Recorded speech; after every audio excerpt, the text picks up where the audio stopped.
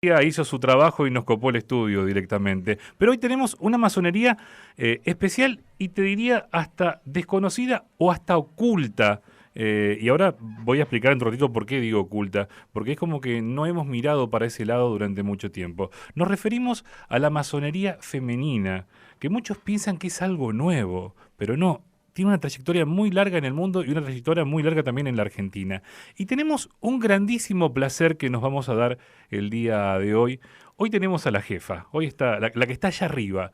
El título sería Serenísima Gran Maestra de la Gran Logia Femenina de la Argentina, la señora María Elena Castillo. María Elena, ¿cómo estás? Muy bien, muchas gracias por invitarnos a este espacio, Mariano, y bueno, y saludamos a toda la audiencia que nos acompaña en este momento.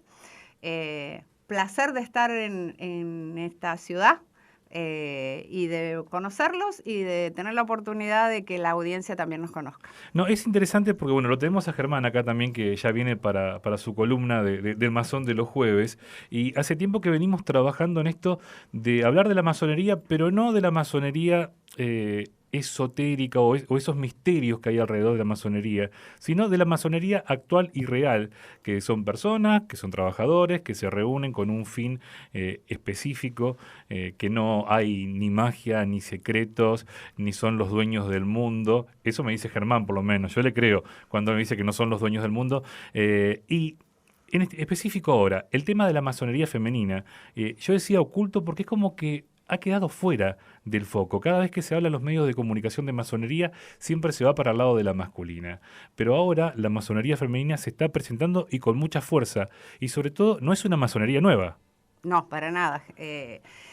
Comento así un poquito. La verdad es que nos estuvo vedado el ingreso a la masonería ya por el 1717 cuando se conforma la Gran Logia de Inglaterra. Pero eso creo que tuvo que ver con un tiempo histórico y con decisiones sociales, políticas, culturales de la época en donde le estaba vedada a la mujer todo espacio público. Pero sí hay antecedentes como el manuscrito de Cox, el de Wilson y demás, que hablan de los gremios y que hablan de hermanas y hermanos y que las maestras y los maestros debíamos tener el mismo sueldo. Es decir, que en los gremios ya existían las mujeres. Claro. Lo que pasa es que parece que alguno de esos preceptos fue oportuno dejarlos de lado. El momento histórico lo habrá indicado así, la masonería no estuvo exenta de todo esto. Pero cuando pasan este tipo de cosas, y creo que en esto convenimos todos, que donde no hay un fundamento real, certero, se termina generando una sensación de vulneración de derechos o de oportunidades y obviamente las féminas en su momento salieron a reclamar por esto. Hay dos antecedentes de que podrían ser mujeres iniciadas en la antigüedad. Uno es en Irlanda, que de ese tengo bastante pocos registros, me intriga y quiero seguir indagando un poco más. Y después, bueno, una periodista laica, mujer, que es Marie Desmer, que es iniciada en Francia en el 1782, por ahí. Sí. La inicia una logia de varones, claro, obviamente, y les cuesta a estos varones su irregularidad, los expulsan. Y bueno, la masonería es una escuela iniciática, una escuela formadora de ciudadanas y ciudadanos comprometidos con sus tiempos y sus geografías. Y entonces 7 maestros o maestras que reciben ese grado pueden conformar una logia. Y así nace la primer obediencia que le da a las subjetividades femeninas una oportunidad, que es el derecho humano, claro, y que se lo denominaba en aquella época históricamente la co-masonería, porque permitía el ingreso de las mujeres. Sí, acá en la década del 70 en Concordia hubo una logia Derecho Humano, pero según lo que pude averiguar yo, porque queda muy poca información por recortes periodísticos, era más una logia de esposas de masones que una logia femenina en sí. Claro. Y tengo entendido que Derecho Humano es como una especie de tradición también en logias. Vamos a un poquito a desandar esto. A ver. No sé expresamente el proceso histórico que se da en Concordia. Tengo referencia por las hermanas que existió una logia mixta donde había mujeres. Los alcances y los términos no lo sé. Sí puedo decir que hubieron 2 antecedentes en el país, uno en Buenos Aires y otro en Rosario, Estamos hablando del 1875, por ahí, uno que se llamó 8 de marzo y el otro las Hijas de la Luz, creo, si mal no recuerdo, que eran logias de adopción. Porque en esta demanda de derechos y demás, bueno, los hombres dijeron algo hay que hacer con ellas. Entonces, como algo hay que hacer con ellas, se generó esta instrumentación en la cual se le permitía el ingreso a las mujeres, pero dirigidas por varones.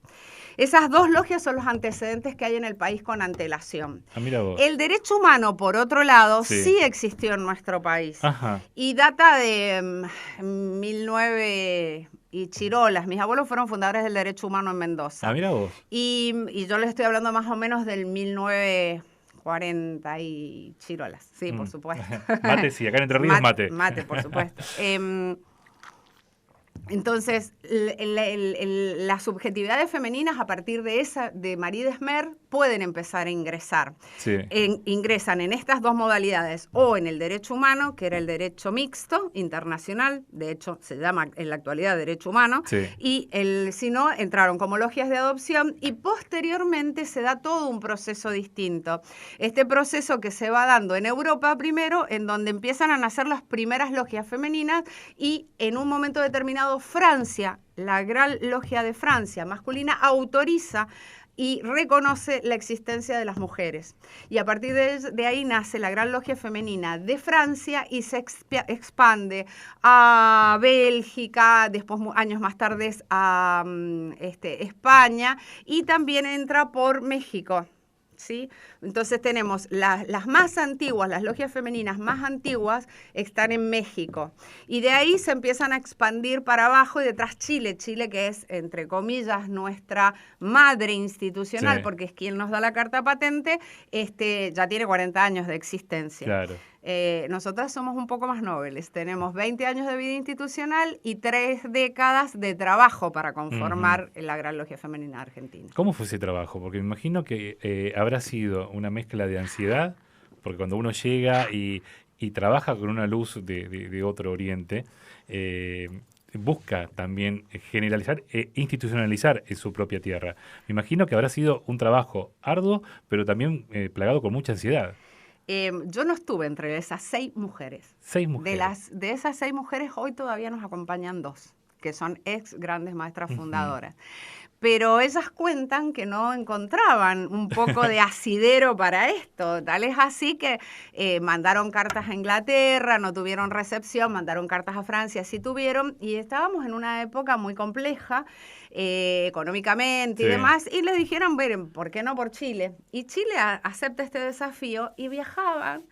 Y en aquella época tomaban la instrucción en forma presencial y después con los cassettes, que ya nadie sabe qué son los cassettes, algunos de los que estamos acá sí, obviamente, y esperaban los cassettes, recibían los cassettes, mandaban los trabajos, y bueno, ellas también venían y de alguna manera se producía así lo que se denomina la tenida, que es el momento en el que nosotros los masones nos juntamos a compartir parte de un rito y parte de este debate que damos de ideas, de trabajos, de proyectos, de ilusiones, de sueños en los talleres. Bueno, año 2002, se funda la Gran Logia Femenina de la Argentina. ¿Qué significa para la masonería argentina femenina ese primer granito? Para mí un hecho histórico más que muy relevante. Es la gran posibilidad de la construcción de librepensadoras en todo el país. Y creo que eso no solamente tiene que ser válido para nosotras, sino que tiene que ser muy válido para la masonería masculina y para las sociedades todas. Conformar un librepensador, conformar un ciudadano o ciudadana comprometida con su tiempo y su geografía, creo que es una de las tareas más nobles y loables. Porque en esto que yo decía recién, que la masonería es una institución que forma ciudadanos, no es una institución de claustros. Claro. Nosotros no hacemos ni política partidaria, ni somos un credo, ni tenemos ningún culto en particular de ningún tipo. Simplemente formamos sujetos formadores de ciudadanía, conscientes, respetuosos de las ideas ajenas. Entonces creo que es más que muy relevante para nosotros, para la masonería masculina y para toda la sociedad. Yendo un poquito a tu vida personal, ¿no? Sí. ¿Cómo y cuándo decidiste ingresar en la masonería? ¿Cómo te llegó la información de la masonería femenina? Bueno, convengamos de que algunas me gastan y dicen que a mí en vez de darme una mamadera y un chupete me dieron una escuadra y un compás. Pero más allá de esto que me gastan, mis abuelos fueron masones, mis padres fueron masones, pertenecieron al derecho humano. Después, con el devenir del tiempo, mi padre perteneció a la masonería masculina y mi madre me acompaña un poco en Mendoza, que es la primer logia del interior del país, de la Gran Logia, formando un nuevo espacio para las mujeres mendocinas. Lo decidí cuando tenía 17 y 18 años y alguna vez me preguntaron qué era lo que me llamaba la atención. Obviamente no conocía mucho, Claro. pero sí me llamaba la atención que en una familia de un espacio geográfico con características muy particulares y en una época muy particular, porque ya han pasado varios años, el respeto por las ideas. El respeto por las ideas, la puesta en valor, valga la expresión, de las virtudes y de los valores que había en la familia, a mí me llamaba poderosamente la atención. Esa honorabilidad, ese respeto, esa en este caso, necesidad de instalar la igualdad con las mujeres. Sí. Estoy hablando de hace ya varios años, donde todavía estaba menos, digamos, instalada la apertura de reconocerles a las subjetividades femeninas los mismos espacios que a los hombres. Entonces, esto me llamaba poderosamente la atención. Y así entré en el derecho humano cuando tenía 18 años. Transité algunos años por el derecho humano y después casada, mamá, estudiante, lo terminé dejando. Y también en mi afán de definir qué era ser una subjetividad femenina, no me pregunten si tengo la respuesta porque la sigo debatiendo hasta el día de hoy, decidí por qué no un espacio de mujeres. ¿Por qué se nos veda esta posibilidad cuando la masonería está hecha para el ser humano? El ser interior de cada uno de nosotros no tiene género. Y esto me parecía que era algo que era muy importante y muy relevante, sobre todo por esta necesidad también de tener miradas integrales en la sociedad. Somos iguales en esencia, podemos ser distintos en lo corpóreo, pero esto nos habilita a sumar. Y siempre sumar trae mejores respuestas porque le permitimos darnos la posibilidad de conocer que hay otras formas de vivir, que no existen protocolos para vivir, suelo decir yo, sino que, bueno, que vamos transitando la vida y nos vamos nutriendo de todo lo que vamos aprendiendo. Así que, bueno, un poco sería esa la historia. Un poco sería esa historia que vos la contás de una manera tan simple, pero uno trata de imaginar lo que ha pasado por tu cabeza durante todo ese tiempo, no solamente por los desafíos dentro de la masonería, no solamente por los desafíos con la sociedad, de mostrarte como una mujer masona, que todavía hay sectores en nuestra sociedad que son bastante conservadores y miran a los masones como con desconfianza. Y lo que vos decías, tu vida personal, tu vida como madre, tu vida como esposa, tu vida como ciudadana, todos los días como estudiante, que también habrá tenido sus chispazos en su momento entre lo que vos elegí, lo que vos querías ser y cómo te iba llevando la vida. Totalmente. De hecho, vos ibas hablando un poco y a mí se me venían algunas imágenes. Cuando era joven no me resultó tan fácil pertenecer a la masonería. Mendoza es una ciudad bastante apegada a la religiosidad, sí, y esto hace que de alguna manera se genere una tensión con los librepensadores y obviamente la masonería ha estado muy estigmatizada, producto del desconocimiento, de la ignorancia y demás. Entonces, la verdad que cuando era joven no decía que pertenecía a la masonería. Pero con el devenir del tiempo y cuando ya me inicié en la Gran Logia Femenina de Argentina, decidí desestigmatizar a la masonería en la medida de mis posibilidades. Y de hecho, algunas de las primeras notas periodísticas en el país que se le dan a las mujeres la tenemos nosotras. De hecho, Badía hizo una nota con las mujeres de Mendoza mostrando parte de una tenida blanca por San Martín y un poco preguntándonos esto. Y por lo menos en lo particular soy una convencida de que si nosotros podemos contar qué hacemos en la medida de lo posible, porque todas las instituciones tienen algunas áreas reservadas solos para sus integrantes. Y si no, veamos, la Iglesia Católica, cuando se elige al Papa no sabemos qué pasa, y no nos invitan a todos a que veamos, ni se transmite por la televisión, ni por nada, y nadie se cuestiona de que eso esté bien o mal, digo, al contrario, se ve como que está bien. En cambio, con la masonería, por desconocimiento, creo que también por un poco Diría por un poco de interés, porque no es fácil sostener librepensadores. Cuando alguien no se sujeta a dogmas, no se sujeta a la autoridad de otro por per se, solo se sujeta a las ideas, a los valores, a su propio cuerpo axiológico, y es un sujeto que no lo puedo rotular, no lo puedo manejar, entonces no es tan sencillo. Creo que, bueno, estas son un poco las cosas que hacen que se haga un poco más complejo. Pero yo lo doy a conocer, la verdad que tengo que reconocer que no tuve grandes inconvenientes, he estado en la función pública, muchos sabían que era amazona, alguno me habrá venido y me habrá dicho, por el gran arquitecto del universo, por favor le pido me saque mi expediente, se lo iba a sacar igual porque era mi responsabilidad profesional, pero bueno, estas cosas también suelen pasar, pero en lo particular creo que también históricamente hay un antes y un después.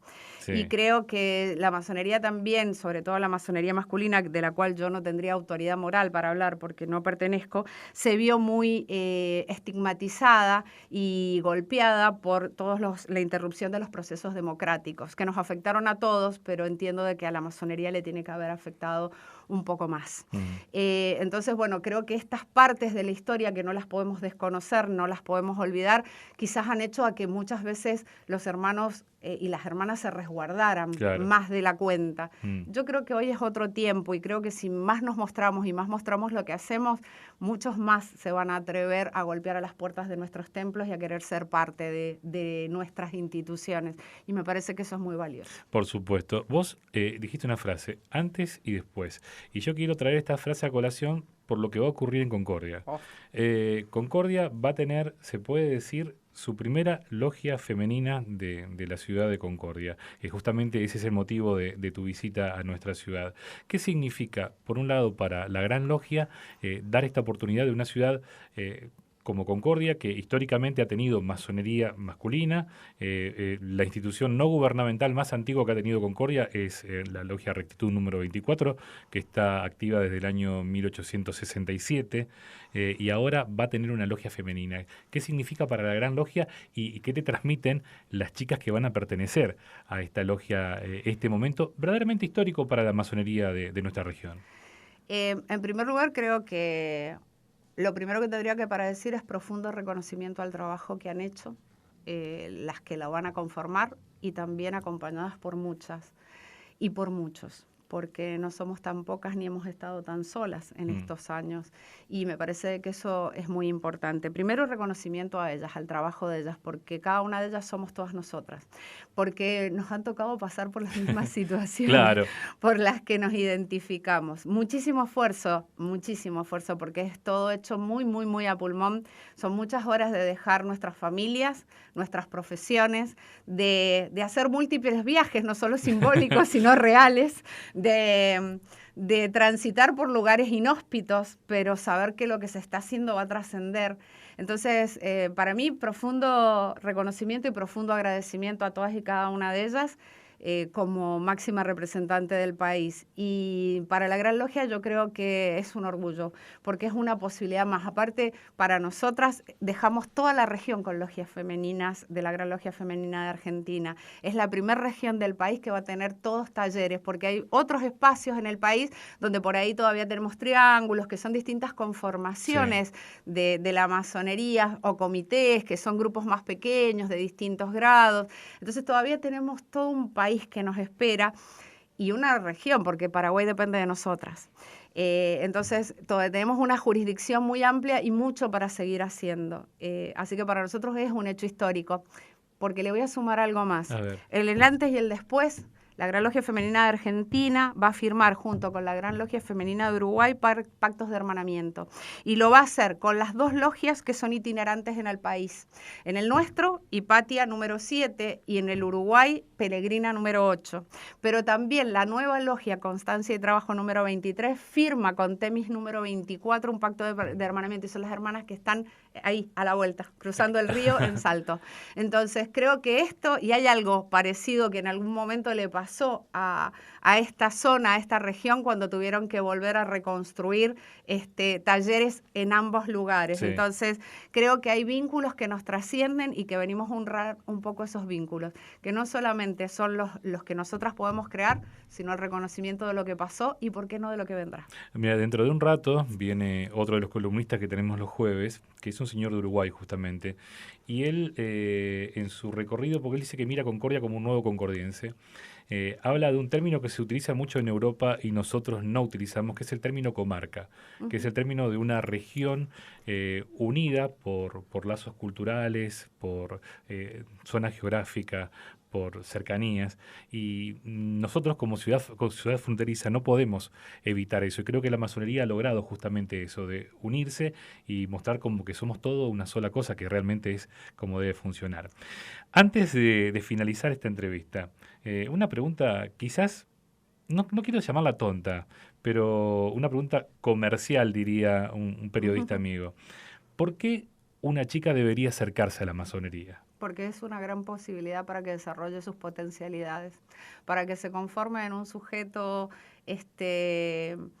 activo en la sociedad, para que logre su progreso espiritual con compromiso social, porque es una escuela formadora de conciencia, es una escuela formadora de vida, porque respeta la diversidad y ve en cada uno de sus pares a sus semejantes. Creo que con eso, y porque creo que somos el gran puente para unir a los dos bordes del río que tiene este país. Listo, mejor no podemos cerrar. María Elena, la verdad es que ha sido un verdadero placer. Me puedo dar el gusto de decir que ya he entrevistado a dos serenísimas maestras, ya a Mariela, que después le voy a mandar el audio, así que le mando un saludo a Mariela. Hemos estado charlando con ella también y sinceramente nos ponemos felices de que la masonería siga creciendo en nuestra ciudad, de que tengamos una logia femenina aquí en la ciudad de Concordia, que como decís vos, es una oportunidad también para muchas personas que por ahí no encuentran cómo volcar de sus cargas intelectuales, sus cargas solidarias, ganas de hacer algo diferente. Tiene un lugar como por lo menos ir y conocer un poquito una parte muy importante de la historia de nuestra región y de la historia de nuestro país que ha nacido de la mano de la masonería. Así que te agradecemos un montón. No, la agradecida soy yo y simplemente acoto que Mariela va a estar acompañándonos, que actualmente es la presidenta de la Federación Americana de Masonería Femenina por la Argentina y también la vicepresidenta de Eclipsas. Así que a pesar de que llevamos pocos años, venimos trabajando bastante. La agradecida, vuelvo a repetir, soy yo. Un placer y para lo que necesiten, a disposición. Lo mismo, ojalá que cuando vengas a Concordia te des un tiempito y volvamos a charlar aquí en la radio, porque son temas muy interesantes, como hablábamos con Germán siempre, tratando de mostrar a la masonería como realmente es y sacar un poco esos mitos que hay, que la gente por ahí pone masonería en las redes sociales o en internet, mejor dicho, y aparece cada cosa rara que termina demonizando una institución que es laica, que no tiene una adoración al demonio, como dicen, que es una institución solidaria y que lo único que busca, como decías vos, es ser una escuela de ciudadanos y ciudadanas. Así que, nuevamente, María Elena, muchísimas gracias por tu visita. Gracias a ustedes. Hora 14:57 minutos en la República Argentina. Vamos a un poquito de música, después a la tanda y enseguida volvemos con más cómplices.